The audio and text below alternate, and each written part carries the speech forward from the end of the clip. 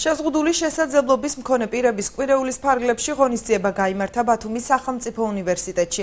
სპეციალური საჭიროების მქონე მოზარდებისათვის უნივერსიტეტის ეზოში მუსიკალურ-ქორეოგრაფიული საღამო ჩატარდა.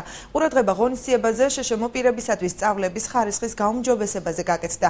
ბათუმის სახელმწიფო უნივერსიტეტმა 14 ივნისს საქართველოში მოქმედ სხვადასხვა უნივერსიტეტებთან ერთად ხელი მოაწერა ინკლუზიის დეკლარაციას, რითაც შეუერთდა ინიციატივას აღინიშნოს არა შეზღუდული, არამედ თანაბარი შესაძლებლობების დაცვის ეროვნული დღე.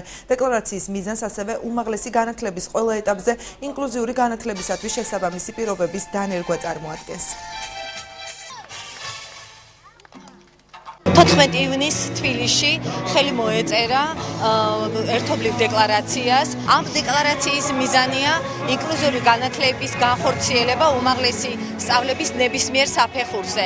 იმიტომ რომ ინკლუზიური განათლება საქართველოში 2004 წლიდან დაინერგა, მაგრამ ის ძირითადად ხორციელდება უფრო საბაზო და საშუალო საფეხურზე.